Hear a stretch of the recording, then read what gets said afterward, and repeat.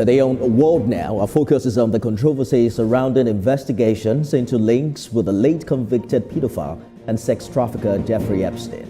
More than 70 additional photos have been released by U.S. Democrats of the House Oversight Committee from his estate. These discussions and more happenings on the international scene in just a moment.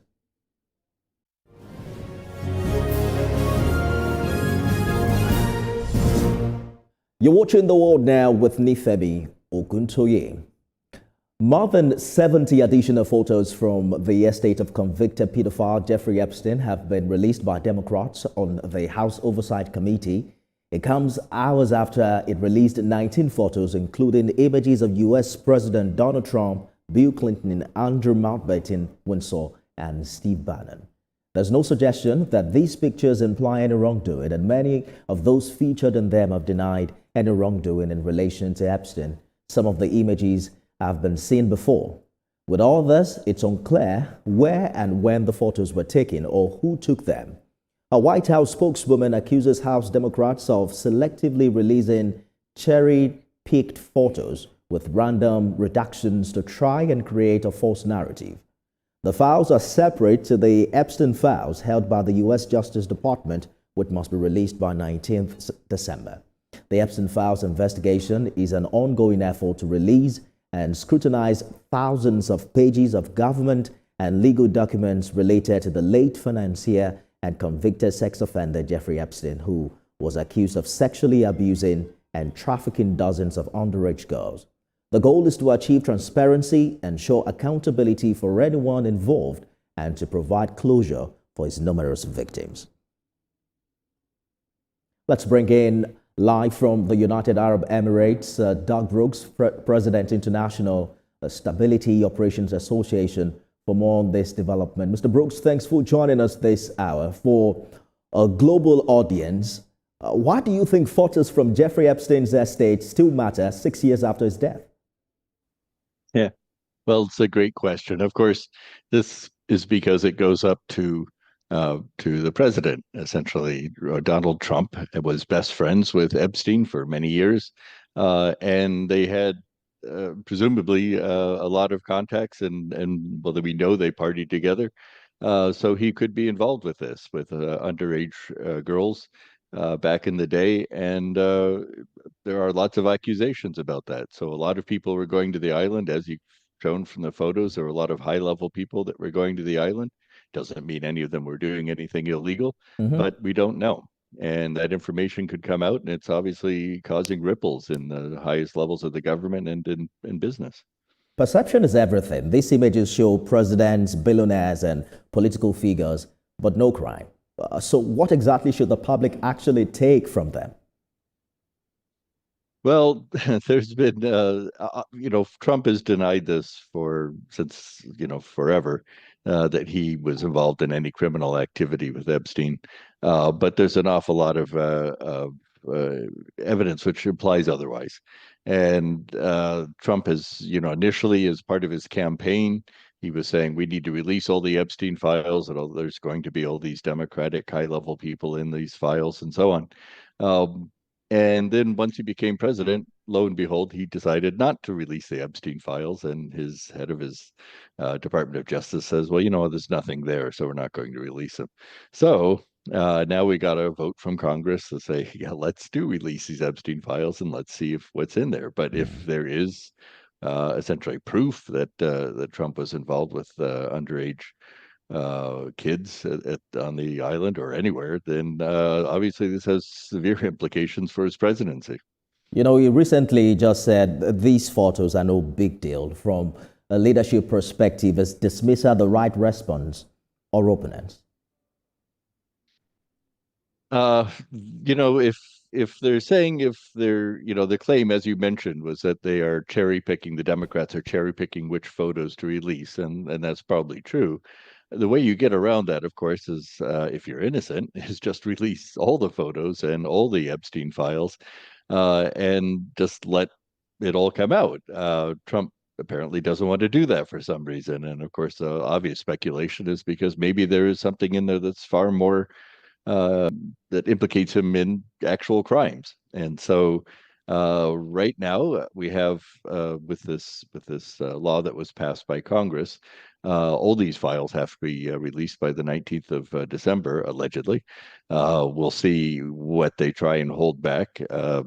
There was back in what, March or April of this year. Apparently, there was a program that at the FBI to try and sort out which files actually implicated Trump in anything. Where they had several, I think, well, over 100 agents that were just going through the files, trying to pull out every photo, every mention of Trump, and put it into a separate bin, as it were. We have to see if all those will get released by the 19th. But again, if Trump is innocent in all these things, then he should probably get ahead of the Democrats and just release all this information. Opinions about this remain sharply divided. For Democrats, it's about transparency. The White House, on the other hand, calls it political manipulation. How should viewers judge who's acting in good faith? Yeah. Oh, that's a great question. I think ultimately you have to push for transparency as if you're a Republican or Democrat. And I think many people in Congress are pushing for just transparency. They really want to know what the truth is on this, and it's gotten some Republicans in trouble. Um, the Republicans have mentioned that there are high-level Democrats involved in this too, and certainly you see in the most recent group of photos, Bill Clinton is their former president. So yeah, clearly there may be some Democrats implicated in this as well, but the Democrats are still saying we want all these files released, whereas the Republicans have been far more coy about it, and certainly the president himself has been dragging his feet and trying to say there's nothing there. But if there's nothing there, then why not release the files now? Why wait until the last moment to release them? Well, let's look at the big picture. When powerful people are photographed with someone later exposed as a criminal, where does responsibility begin and where should it end? Well, you have to, I think, find out from those people, what they were involved in. I think Larry Summers, for example, the former president of Harvard, who resigned over this, who was at the island and admitted there was some things going on. What do you do to clear your name on these things? Obviously, he messed up. And how much he messed up, we don't know yet. But he's a sort of one of the very few that has come out and said, yeah, this stuff was going on, and he was part of it. There's all these photos of these other people, Noam Chomsky and others that were there. Were they just there visiting, which is possible, maybe even probable, or were they involved in something as well? But these people, if they're going to clear their names, they have to really come out with the information. They really have to say what happened or why they were there, and explain themselves. I think it's really incumbent upon them because the situation, I mean, all this information is going to be coming out. If they're in there, they better get ahead of that. Epstein's emails make claims about what powerful figures knew. Even if they prove nothing legally, how damaging are they politically and morally in today's United States? Yeah, good question. I think it generally is pretty bad news if it's found out that you were on Epstein's island or with Epstein in any way. Already that's sort of bad. But keep in mind that Donald Trump essentially has a hardcore of, as we call MAGAs, making America great again people that are essentially following him in a cult-like fashion. And basically they will accept any information that indicates that Trump was not involved in this, as Trump says. However, the information we're seeing, more and more information that is coming out, really does seem to mean that or indicate that Trump was involved in this to a high degree. Now, what did he do, and was it illegal?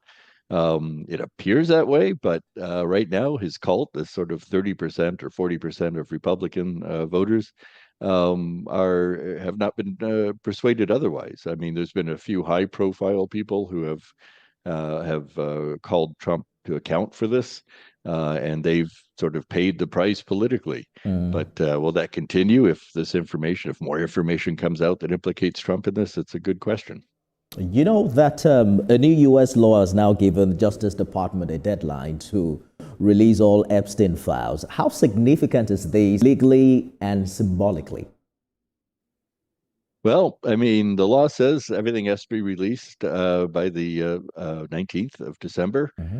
We'll see if that happens. And Trump has quite famously, I should say, defied the courts on numerous occasions, defied the law on numerous occasions on everything Mm, from immigration to the tariffs to other things. And he's gotten away with it. So if he decides to defy the courts on this one, or defy, I should say, the law, defy Congress on this, we'll have to see what happens. I mean, it is a law. People below him in the Department of Justice essentially could be held are taken to court and charged with crimes if they do not release this because it is in the law.